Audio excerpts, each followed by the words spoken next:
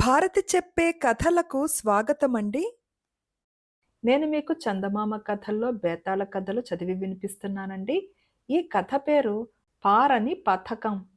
పట్టువదలని విక్రమార్కుడు చెట్టు వద్దకు తిరిగి వెళ్ళి చెట్టుపై నుంచి శవాన్ని దించి భుజాన వేసుకుని ఎప్పటిలాగే మౌనంగా శ్మశానం కేసి నడవసాగాడు.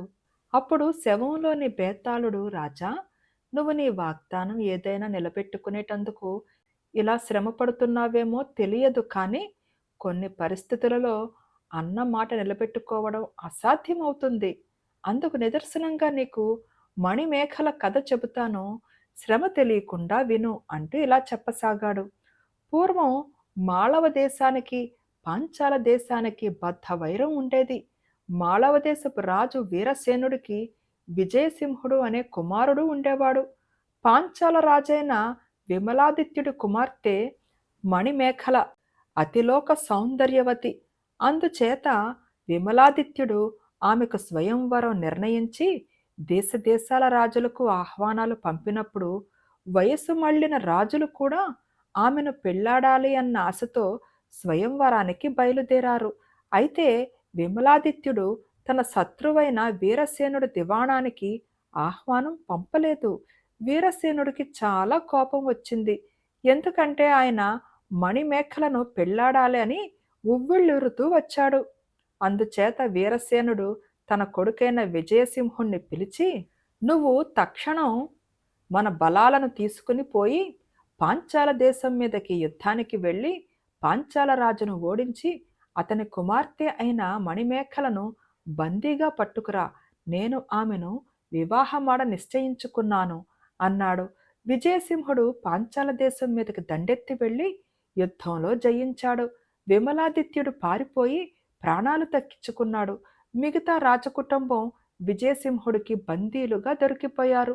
విజయసింహుడు మణిమేఖలను సకల మర్యాదలతో తన సమక్షానికి తెప్పించుకొని ఆమె అందం చూసి తన కళ్ళను తానే నమ్మలేకపోయాడు. అయితే అతను వెంటనే తేరుకుని, రాజకుమారి, మిమ్మల్ని పెళ్లాడాలని మా తండ్రి గారు గాఢంగా వాంఛిస్తున్నారు. అందుచేత రేపు నా వెంట మా దేశానికి ప్రయాణం కావటానికి సిద్ధంగా ఉండండి అన్నాడు. మణిమేఖల అతని మాటలను మౌనంగా విని తన మందిరానికి తిరిగి వెళ్ళింది. ఆ రాత్రి విజయసింహుడు మణిమేఖల అందాన్నే తలుచుకుంటూ నిద్ర పట్టక తన సైనా మందిరంలో పచార్లు చేస్తుండగా ఒక పరిచారకుడు మణిమేఖల నుంచి ఒక లేఖ తెచ్చి అతనికి ఇచ్చాడు. అందులో ఇలా ఉన్నది: వీరోచితంగా సాధించుకున్న దాన్ని ఇతరులకు ధారపోయడం సముచితం కాదు. మణిమేఖల తననే వివాహమాడగోరుతున్నది అని విజయసింహుడికి అర్థమయ్యింది. అసలే అతను మణిమేఖల మీద మోహంతో తప్పించిపోతున్నాడు.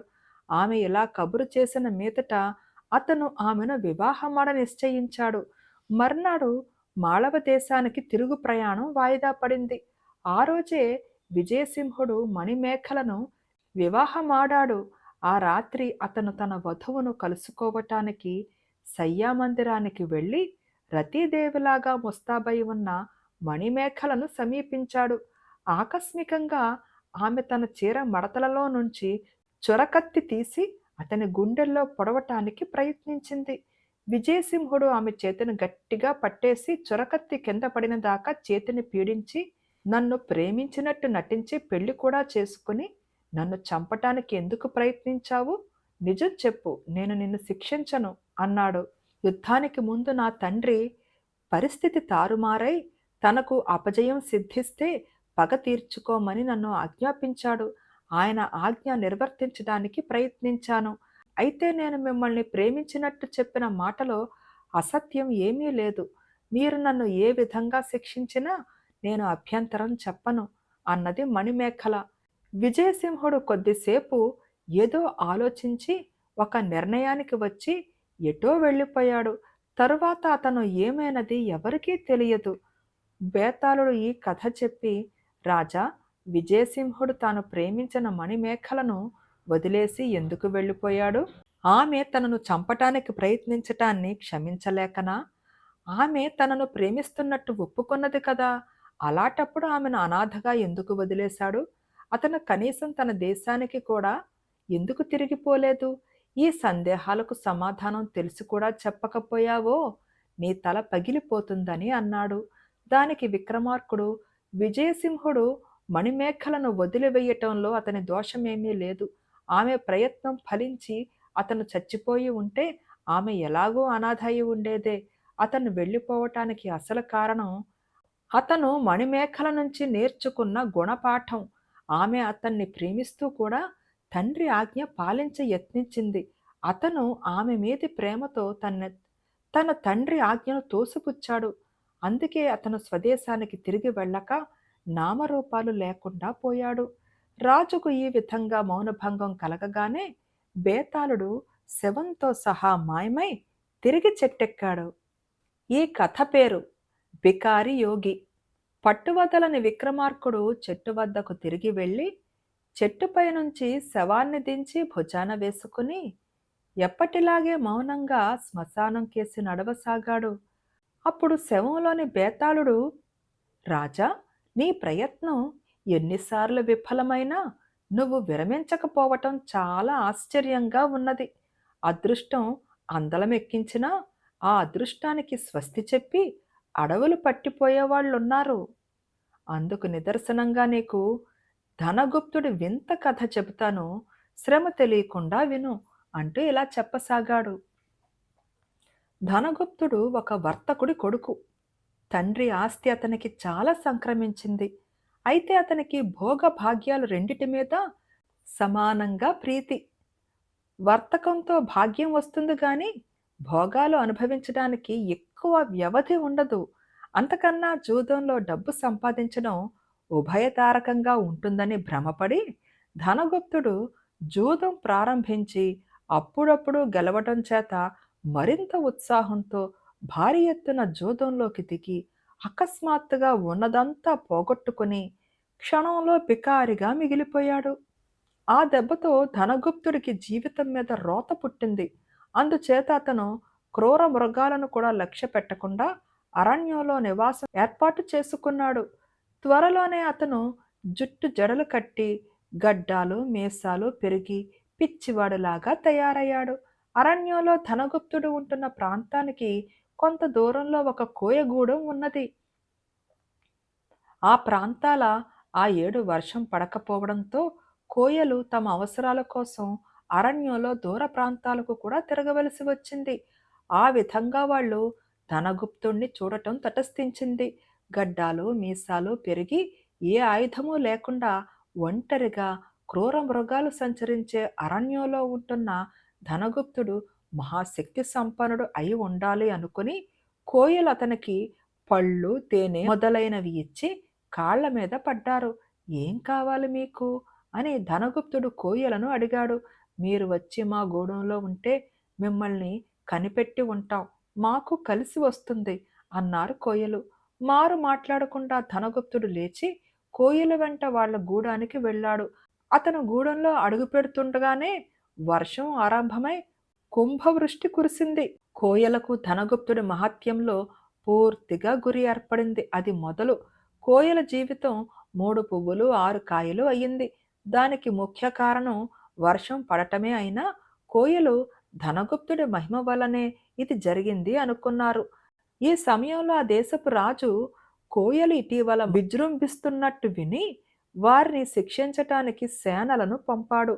అందుకు తమకు అండగా ఒక మహాత్ముడు ఉన్నాడన్న ధైర్యంతో కోయలు సాహసంతో పోరాడి సుశిక్షితులైన రాజుగారి సైన్యాన్ని చుట్టుముట్టి చావచితక కొట్టేశారు. రాజు ఆశ్చర్యపడి కోయలకింత పౌరుషము బలము రావటానికి కారణం ఏమిటో తెలుసుకురమ్మని చారులను పంపాడు.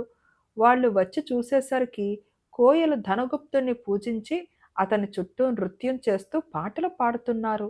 చారులు ఈ మాట చెప్పగానే రాజు కూడా ధనగుప్తుడి మహత్తు నమ్మి అలాంటి వాడి వల్ల కోయలకు లాభించడం కన్నా తనకు లాభించడం ఉచితంగా ఉంటుంది అనుకుని అతనికి రహస్యంగా ఆహ్వానం పంపాడు.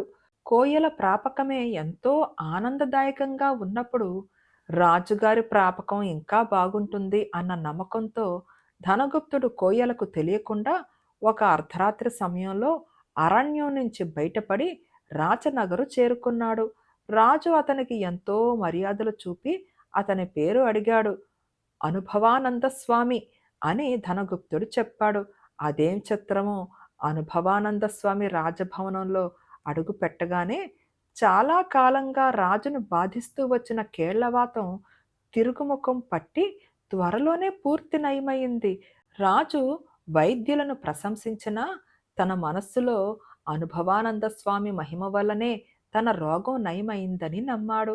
రాజుగారు అనుభవానంద స్వామికి మంచి ఆశ్రమం నిర్మించి అన్ని సదుపాయాలు చేశాడు. రాజుగారితో పాటు దివాణంలో ఉన్న ముఖ్యులందరూ ఈ స్వామీజీ భక్తులుగా తయారయ్యారు. స్వామి చాలా కొద్దిగా మాట్లాడేవాడు. కాకతాళీయంగా అతని నోటి మాటలు చాలా వరకు నిజమయ్యేవి. అతని వాక్శుద్ధి మీద అందరికీ గురి కుదిరింది. ఇలా ఉండగా ఒకరోజు రాజు అతని వద్దకు వచ్చి తాను పొరుగు దేశం మీద దండయాత్రకు పోతున్నానని, తనకు యుద్ధంలో విజయం కలిగేటట్టు ఆశీర్వదించమని కోరాడు. రాజు దండయాత్రకు పోతున్నది ధనగుప్తుడి స్వదేశం మీదకే అయినా విజయోస్తు అని రాజును అతను తప్పనిసరిగా దీవించవలసి వచ్చింది. అదీ కాక తన దేశం ఈ రాజు మీద గెలిచే అవకాశం లేదని కూడా అతనికి తెలుసును. అతను అనుకున్నట్టే రాజు యుద్ధంలో గెలిచి తిరిగి వచ్చాడు. అతను అనుభవానంద స్వామికి పెద్ద ఎత్తున పూజలు, సన్మానాలు చేద్దామనుకున్నాడు. కానీ ఆయన తీరా వెళ్ళి చూస్తే ఆశ్రమం ఖాళీగా ఉంది. అనుభవానంద స్వామి జాడ ఎవరికీ తెలియరాలేదు. స్వామీజీగా అతన్ని మళ్ళీ చూసిన వారు లేరు. బేతాళుడు ఈ కథ చెప్పి, రాజా, కోయల కంటపడినప్పటి నుండి ధనగుప్తుడి దశ మారిపోయింది.